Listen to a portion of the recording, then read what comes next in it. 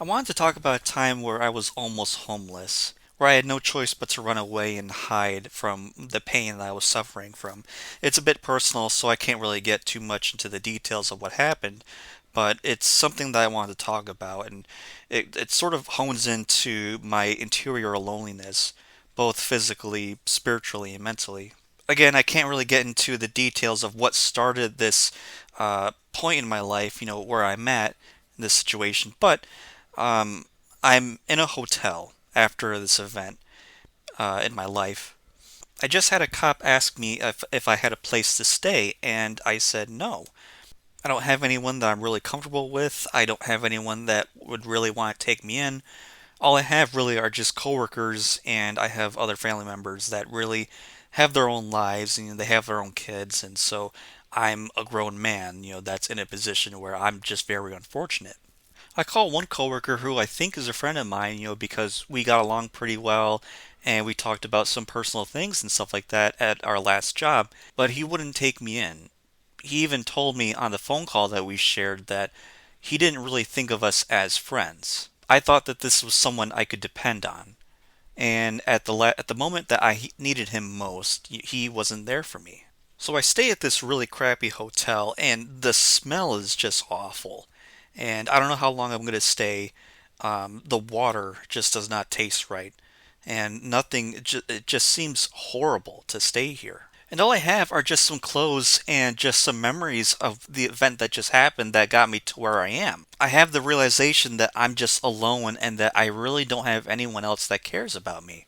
I'm virtually homeless in this situation, and I don't have anyone that's really reaching out to me asking how they can help me. And so it's just me and my thoughts.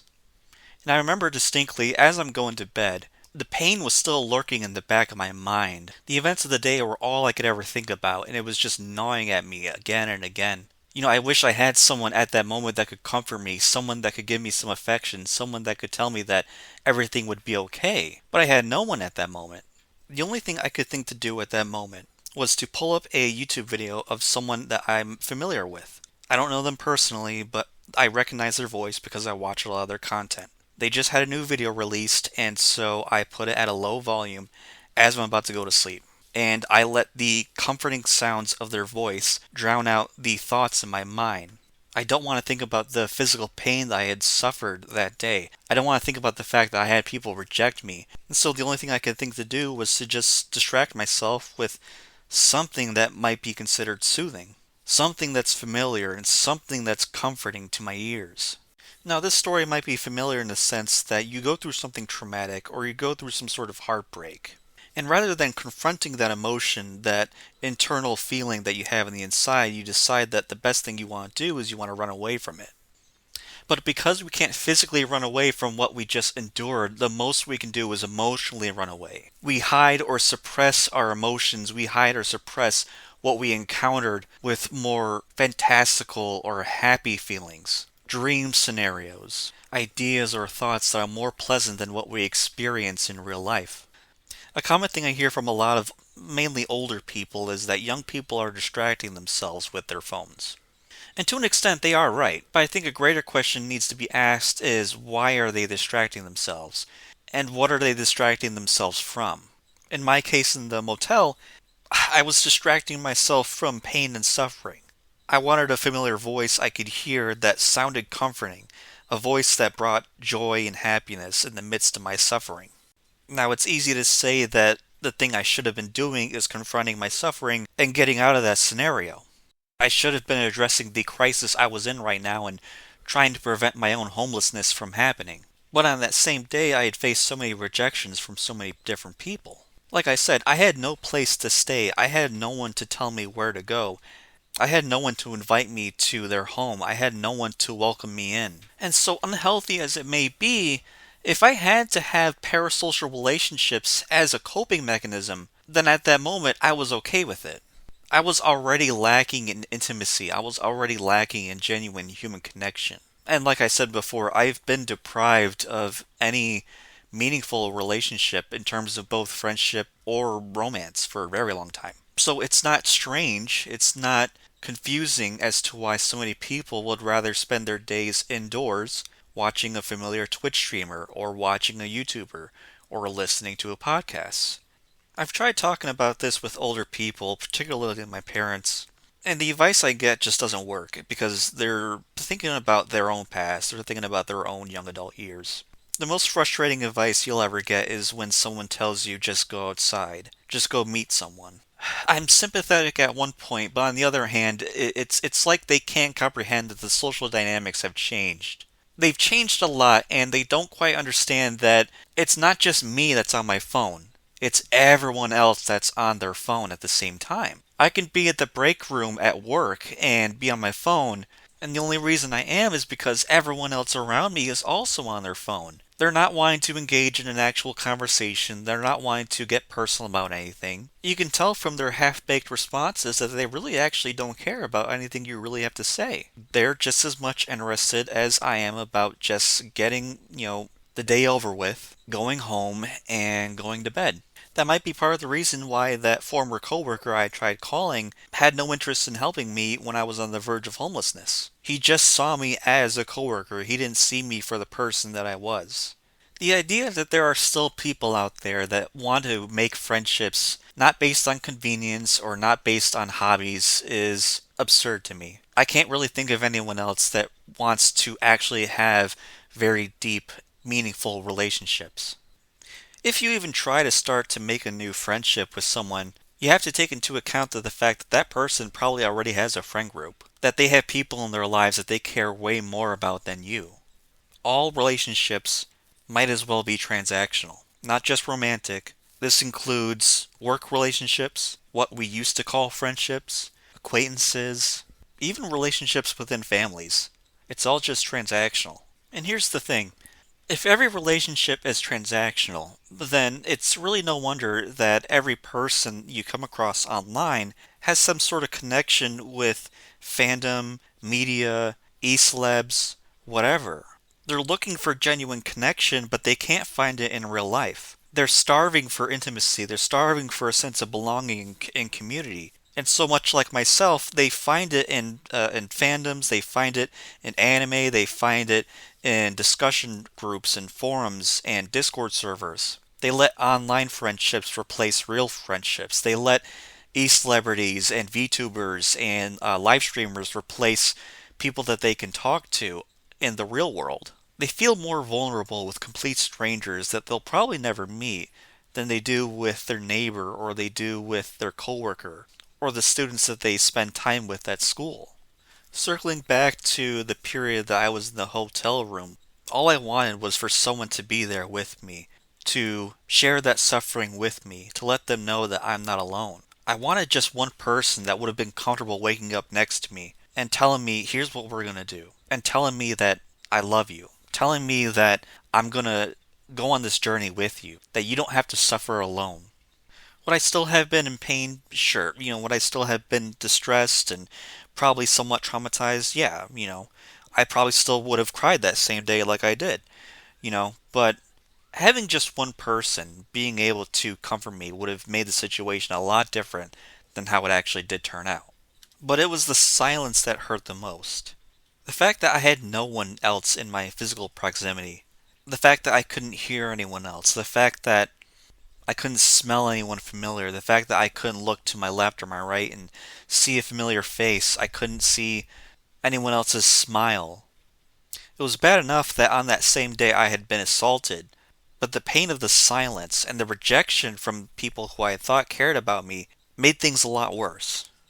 This isn't going to be really embarrassing for me to admit, but I do watch Let's Players like Oni Plays, and I also dabble in some Twitch streamers like some guys that play some niche games that I still enjoy. The reason I'm not embarrassed to say this is because Oni Plays in particular bring me back to a time to where I could remember and relive some of the moments of my own days in high school, where my best friends and I would stay up till 3 in the morning just playing Super Mario Sunshine or some other Nintendo GameCube game, and we just have a blast. We wouldn't have any worries about school, we wouldn't think about girls or whatever. Things about like the worries of the future or the concerns of college were just a complete abyss. They were so far off, and we just wanted to enjoy the moment. It was just the three of us, and we were just so happy to just spend time together. And live for the moment. I'm very nostalgic for those memories, and I try to my best to, in a healthy sense, relive those memories. And if you haven't seen the past video I made about my lost friendships, then I'll link it down below. My ultimate fear, not just for myself, but for many others in the incel community, is that we'll be dependent on these parasocial relationships, these virtual relationships, for years. I think we're just going to be more atomized in the future. I think socialization is going to get a lot worse. I think people are not going to be able to know how to make friendships. We're already at a point in time where we can just look at someone else and already have a dishonest opinion of the other person. We've become so used to pathologizing the other person without even really knowing who they are. We do it through screens. We do it through observing the other person and just noticing that they happen to visit a website we don't like, or the fact that they have an online avatar that we don't like. Someone that could potentially be a best friend just so happens to have a Blue Sky account or still happens to use Twitter, and that's enough to make us cancel that person in our mind and in our heart. And that sort of just tears at me because I don't know how to I don't know what to do about this situation. I don't want to have to be dependent on only plays lasting forever. I know there's that common joke with red letter media, especially with the fans calling them a friendship simulator. A lot of them will say it in an ironic sense, but it's true. Let's face it, you don't have anyone in your life that you can share a beer with and watch crappy B movies with. So the next best thing you can do is watch a group of guys that are similar to you do the same thing online. I think what we should be asking ourselves is how dependent are we on these virtual relationships that we've developed? If it's online communities like anime forums or whatever, then it makes sense why there's so much infighting and why there's so much gatekeeping. People are trying to preserve something that feels like their culture or something that feels like it belongs to them. They don't like the idea of bringing in other people and all of a sudden it becomes different or something unrecognizable. But I feel like I have to remind people within the Snyder fandom, the fandom menace, or any other geek community that what they're trying to protect isn't real and ultimately doesn't matter in the end. There is no philosophy or faith or people group that came out of Star Wars. Star Wars is just a really bad escapist fantasy for people that have really bad taste. Baby's first sci-fi movie. I think it says a lot that you have people online that will value a product more than their fellow man. I think a lot of these behaviors from people within these online communities and people with parasocial relationships is sort of like a negative feedback loop, like a snake eating its own tail.